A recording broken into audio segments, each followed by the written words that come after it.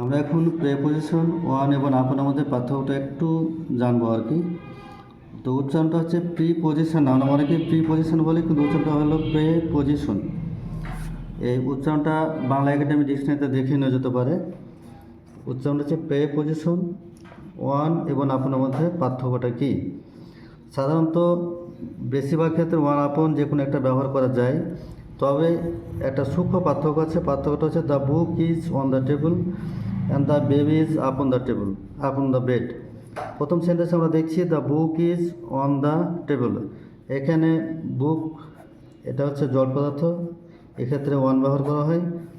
Are the baby is upon the bed, baby এখানে জীব, প্রাণ, প্রাণীবাচক একটা ওয়ার্ড, মানে শিশুটি বিছানার ওপর।